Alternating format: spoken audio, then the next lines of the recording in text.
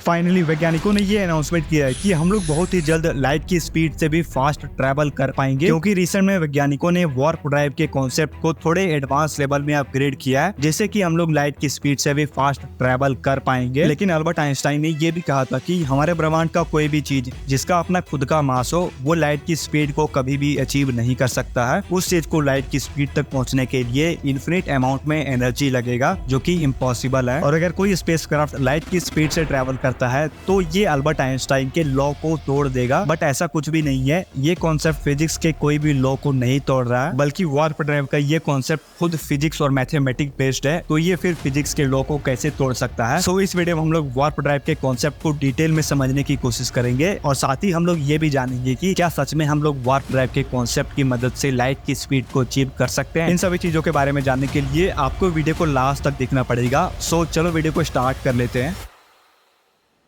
साइंटिस्टों ने ऐसे काफी सारे स्पेस रॉकेट बूस्टर बनाए हुए हैं जो काफी तेज है, और उन्हीं में से एक रॉकेट है ये, जिसे 2006 में न्यू होराइजन स्पेसक्राफ्ट को लॉन्च किया गया और उस टाइम इसका स्पीड 58,500 किलोमीटर पर आवर तक पहुंच गया था, जो लगभग 16.26 किलोमीटर पर सेकंड होता है। और अगर आप लोगों ने मेरा रिसेंट वीडियो देखा है तो ये आप लोग जानते ही होंगे कि इस वीडियो में मैंने फास्टेस्ट स्पेसक्राफ्ट का जिक्र किया था, जो कि नासा का पार्कर सोलर प्रोब है, और इस प्रोब का अभी तक रिकॉर्ड किया गया टॉप स्पीड लगभग 163 किलोमीटर पर सेकंड है। बट मैंने अभी कुछ देर पहले ही बताया, जिस टाइम न्यू होराइजन स्पेसक्राफ्ट को लॉन्च किया जा रहा था उस टाइम जिस रॉकेट का यूज किया गया था उसका स्पीड मात्र 16 किलोमीटर पर सेकंड था। तो फिर ये फास्टेस्ट स्पेसक्राफ्ट कैसे हो सकता है? तो देखो, ये दोनों स्पेसक्राफ्ट का स्पीड अपने अपने जगह सही है, क्योंकि न्यू होराइजन स्पेसक्राफ्ट को जब लॉन्च किया गया था तो वो पृथ्वी से एस्केप कर रहा था, यानी कि ये रॉकेट पृथ्वी के एटमॉस्फेयर को चीरते हुए और ग्रेविटी के खिंचाव से बचते हुए ये रॉकेट एस्केप करता है, और तब जाके इसका स्पीड 16 किलोमीटर पर सेकंड तक पहुंचता है। बट जो मैंने पार्कर सोलर प्रोब का बात किया है, जिसका स्पीड न्यू होराइजन स्पेसक्राफ्ट की स्पीड के कंपेयर में काफी ज्यादा है, उसके जो स्पीड को रिकॉर्ड किया गया है वो स्पेस में रिकॉर्ड किया गया है, जहाँ पे ना तो कोई एटमॉस्फेयर होता है ना कुछ खिंचाव होता है। और अगर हम लोग स्पेस में ट्रेवल करने वाले फास्टेस्ट स्पेसक्राफ्ट की बात करें तो वो पार्कर सोलर प्रोब है, जिसका टॉप स्पीड 163 किलोमीटर पर सेकंड तक पहुंच गया है। और वैज्ञानिकों का मानना है कि आने वाले कुछ साल में इसका टॉप स्पीड 191 किलोमीटर पर सेकंड तक पहुंच जाएगा, जो लाइट की स्पीड का 0.064% होता है। और अगर आपको ये स्पीड काफी ज्यादा लग रहा है तो मैं आपको बता दूं कि अगर हम लोग इस स्पीड से अपने क्लोजेस्ट स्टार यानी कि प्रोक्सिमा सेंटोरी तक भी इस स्पीड से जाना चाहे तो हमें 6000 से भी ज्यादा साल का समय लगने वाला है। बट अगर हम लोगों को इंटरस्टेलर स्पेस को एक्सप्लोर करना है या फिर इंसानों को किसी दूसरे हैबिटेबल प्लेनेट में भेजना है तो सबसे पहले हमें अपने स्पीड को इंक्रीज करना पड़ेगा, ताकि हम लोग काफी कम टाइम में उस प्लेनेट तक पहुंच सके। और शायद ये साइंटिस्टों के लिए एक बहुत बड़ा प्रॉब्लम है कि हम लोग लाइट की स्पीड को कैसे अचीव करें, कौन से टेक्नोलॉजी को हम लोग डेवलप करें ताकि हम लोग लाइट की स्पीड को अचीव कर सके। और फाइनली वैज्ञानिकों को एक ऐसा कॉन्सेप्ट मिला है जिससे कि हम लोग लाइट की स्पीड से भी कई गुना फास्ट ट्रैवल कर सकते हैं। मैं यहाँ पे बात कर रहा हूँ वार्प ड्राइव की, जिसे एल्क्यूबेयर ड्राइव भी कहा जाता है। इस कॉन्सेप्ट को सबसे पहले एक science fiction author John Campbell ने 1931 में इमेजिन किया था, और इसके बाद 1990s में एक फिजिसिस्ट मिगेल एल्क्यूबेयर ने वार्प ड्राइव के कॉन्सेप्ट को प्रपोज किया, और इसके मदद से हम लोग लाइट की स्पीड से भी फास्ट ट्रैवल कर सकते हैं, ये बताया। लेकिन आखिरकार ये वार्प ड्राइव काम कैसे करता है? अगर मैं आपको शॉर्ट तरीके से समझाऊं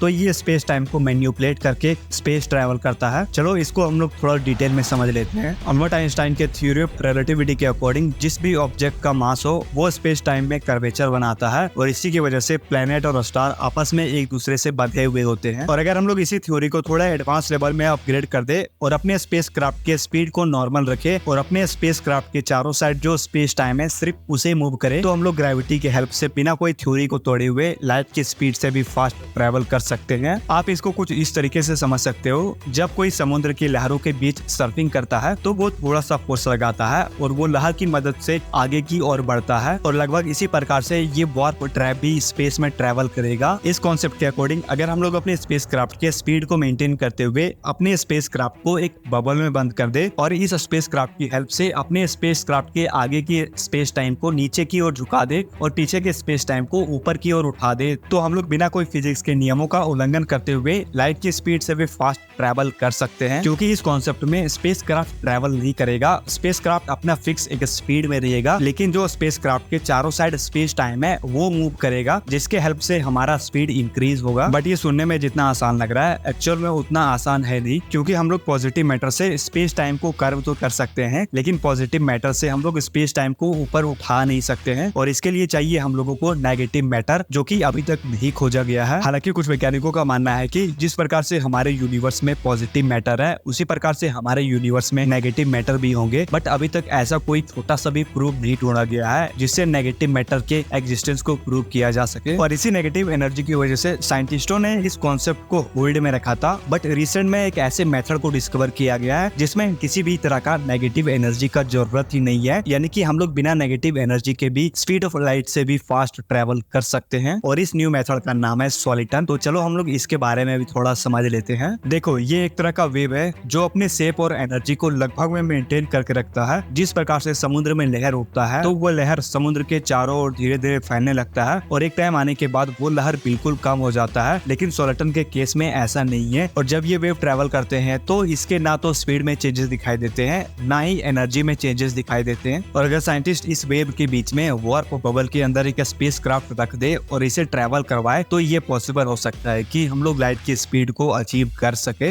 इस मेथड में कोई भी तरह का नेगेटिव एनर्जी का जरूरत ही नहीं है। एक तरह से बोल सकते हो कि ये वेव की वजह से नेगेटिव एनर्जी बन रहा है, बट ये जो वेव है वो काफी छोटे स्केल में अवेलेबल है। इसका वेव इतना बड़ा नहीं है कि हम लोग इसमें कोई स्पेस क्राफ्ट को रख सके, और अगर हम लोगों को इसके वेव में स्पेस क्राफ्ट रखना है तो सबसे पहले हम लोगों को आर्टिफिशियल सेरोटोन बनाना पड़ेगा। इसके लिए वैज्ञानिकों को ये पता लगाना पड़ेगा कि आखिरकार आर्टिफिशियल सेरोटोन को कैसे बनाया जाए, क्योंकि यही एक सबसे बड़ा प्रॉब्लम है कि आर्टिफिशियल सेरोटोन को कैसे बनाया जाए। इसको बनाने के लिए हमें काफी रिसर्च करना पड़ेगा, और जरूरी नहीं है कि अगर हम लोग आर्टिफिशियल सेरोटोन बना भी लेते हैं तो वो स्पेस टाइम को मैनिपुलेट कर पाएगा या फिर नहीं। चलो मान लेते हैं कि ये स्पेस टाइम को मैनिपुलेट कर लेता है, और अगर एक छोटा सा भी गड़बड़ी होता है तो ये पूरे स्पेसक्राफ्ट को कुछ ही सेकंड में बर्बाद कर देगा। और अल्बर्ट आइंस्टाइन के जनरल थ्योरी ऑफ रिलेटिविटी के अकॉर्डिंग अगर हम लोग स्पेस टाइम के साथ ज्यादा छेड़छाड़ करेंगे तो इसकी वजह से स्पेस में एक ब्लैक होल भी बन सकता है। और साइंटिस्टों के सामने ऐसे काफी सारे और प्रॉब्लम्स आ रहे हैं जिसका सोल्यूशन साइंटिस्ट ढूंढने में लगे हुए हैं, और उम्मीद है कि आने वाले कुछ सालों के अंदर हम लोग वार्प ड्राइव जैसे स्पेसक्राफ्ट को रियल में बना सके। हालांकि अगर हम लोग अभी प्रेजेंट की बात करें तो ये कॉन्सेप्ट पूरा थ्योरी बेस्ड है। हाँ, ये बात अलग है कि साइंटिस्ट वार्प ड्राइव के कॉन्सेप्ट पर नई नई डिस्कवरी कर रहे हैं, जो हमें इस कॉन्सेप्ट को सच बनाने में काफी मदद करेगा। हालांकि ओवरऑल बात किया जाए तो ये एक अभी साइंस फिक्शन मूवी की तरह लगता है, ऐसा रियलिटी में होना लगभग में इम्पॉसिबल लगता है। वैसे आपको क्या लगता है, वार्प ड्राइव जैसा कॉन्सेप्ट कभी भी सच हो पाएगा? आप अपना राय हमें कमेंट बॉक्स में बताओ, और अगर आपको इस वीडियो से कुछ भी नया सीखने को मिला हो तो प्लीज वीडियो को लाइक करके हमारे चैनल को जरूर सब्सक्राइब कर लेना। अगर आपको ये वीडियो पसंद आया तो आपको ये वीडियो पसंद आएगा जिसमें मैंने आइंस्टाइन रोजर ब्रिज के बारे में बात किया है, जिसके हेल्प से हम लोग बिलियन लाइट ईयर के डिस्टेंस को कुछ मिनट में पूरा कर सकते हैं। और अगर आप इस वीडियो को देखना चाहते हो तो आप यहाँ पे क्लिक करके हमारे इस वीडियो को देख सकते हो। सो मिलते हैं किसी नेक्स्ट वीडियो में नए टॉपिक के साथ, तब तक के लिए बाय बाय, टेक केयर।